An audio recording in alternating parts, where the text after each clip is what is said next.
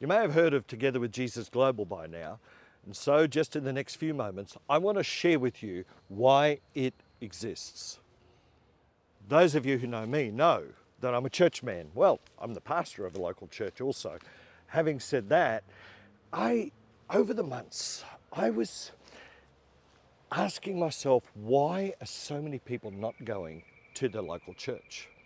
Well, I had to be objective because my immediate reaction to that question is, well, I should. However, I talked to some friends of mine who are not attending a local church. And I had to question what's going on in the local church. Now, there are some wonderful local churches. However, one of my friends said, well, I'm not going because my local church is embracing this woke thing, this woke movement. Well, I understood why this person wasn't going to the local church. Another one said, well, I'm not going because there's actually no church close enough to where we live. It's like way too far to go. Okay, I understood that. I heard numerous reasons, and so I thought to myself, I can't, as a pastor who's shepherding people, honestly say, you should go to that local church because I said. Because really, these people are making honest, rational, and look, I want to say this, these are true Christians, brothers and sisters of mine, friends of mine, and they've made this choice not to attend the local church. I thought, what can be done about this? I couldn't help but go through what helps establish a Christian and what contributes toward their own maturity. Going through YouTube, I can see a lot of people are interested in end times and the mark of the beast and all this. But in the real world, at home, I can also see most people are actually interested in the stuff of life. The real question, how to raise children in a world that, let's face it, has gone weird. How do Christian parents do that? How does a man, how does a husband treat his wife? How does a wife treat her husband? What are Bible principles to our own maturity as a man, as a woman, as a parent, as a friend? And I was talking to another friend of mine who said, I want to go to a church that teaches me more than salvation. And at first I thought, what? And they said, oh yeah, in our church, we hear about salvation all the time. I've been with the Lord now 20 years, this person said.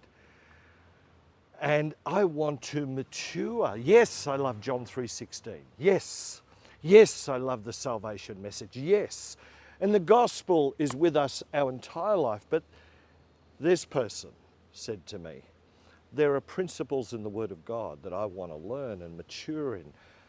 And I thought, okay, I get that. I understand that. So I looked at proper theology, proper doctrine, missing in a lot of churches today. Praise and worship does not seem to be missing in the most part. But I also considered Christian fellowship. In Acts chapter 2, the word says, and they ate their food with gladness, simplicity of heart, praising God and having favor with all the people. These people were meeting together for fellowship. So as I considered this, I also considered how to provide that opportunity for Christians to have fellowship in a safe place. As a pastor, as a leader, I always consider what is safe for people. In my own church, I often say it's a safe place, an environment where people can talk about the real issues of life. Okay, if it's end times, okay, great. But I know this, as John Maxwell says, everything rises and falls on leadership. So I would need to provide some pastoral oversight to this. What would it look like? Well, since COVID, we've all come to learn about Zoom, haven't we? I thought, what if you had a Zoom meeting with people, let's say every Saturday or every Sunday, people from around the world could log on and receive good Bible teaching, could discuss the real subjects on their mind, the real issues of life, and be guided through that in the spirit of fellowship, where no one was threatened, where if you didn't like the subject, you could disconnect and come on next week, which is perfectly fine. And as much as I want people to go to their local church, I have to admit that today, Zig Ziglar often used the words check up from the neck up. I think some churches need a check up from the neck up today. Sad to say, because this is coming from a pastor, a church man that believes in the local church. So we have already been operating these meetings for some months now, together with Jesus Global. Just a group of friends, a group of people that I know.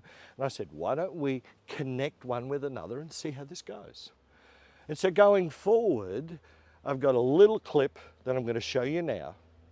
Then I'll come back and talk to you about how you can join this group, and it will grow. There's not too many people on there at the moment, but it will grow. And of course, we'll have different time zones around the world where we'll have different meetings. Somebody said, what are you going to do if there's 300 or 400 people there? Well, with Zoom, you can actually go into different groups, different, what they call rooms, I think. But it's an opportunity, Christian, for you to explore more of your Christian walk with others in a safe, trustworthy place. I'm giving oversight to it and also giving some Bible teaching. It's not a sermon. It's not a praise and worship service. It's not a church service. It is a meeting of like-minded Christians wanting to explore the Christian walk one with another with proper oversight. Have a look at this clip first, and I'll come back and let you know how you can join. You may have already heard of Together with Jesus Global. We've all seen changes in the world and changes in the church worldwide. It became evident to me that today there seems to be three kinds of Christians. One that refuses to go to church and should turn up. The second being that Christian who would love to go to church. However, there is no church in that town. The third is the Christian who would love to go to church. However, their local church is embracing a doctrine that they simply don't agree with. Approximately 12 months ago, a group of us began to fellowship with some folks in Pakistan. From there, we saw many people receive Christ. And all of this has been done online, face to face, Christian to Christian, where fellowship has become the bedrock. Lives have been transformed. Jesus has been at the center. Out of this was born a vision, Together with Jesus Global, where Christians from around the world can join in and have this kind of fellowship. No one is encouraged to leave their local church, and it's not a church service.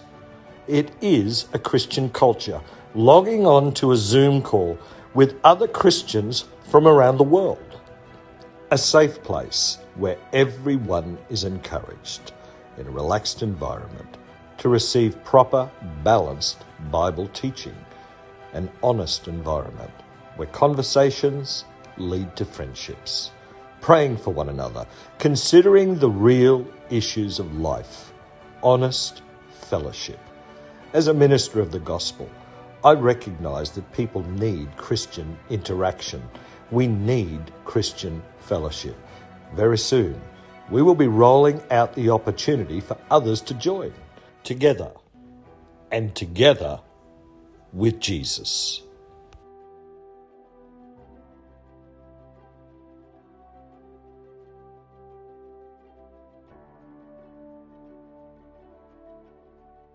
So if you would like to join our next Together with Jesus Global meeting, they're once a week, simply email me.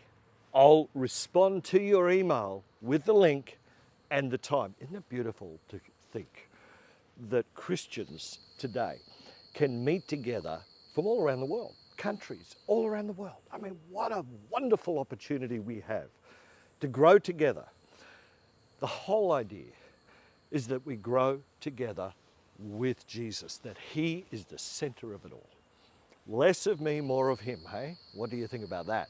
And of course, I want people to go to their local church.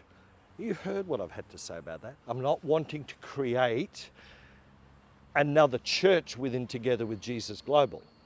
Wanting this to be an opportunity to explore your Christian walk with other Christians, to have that fellowship where we can grow together and together with Jesus.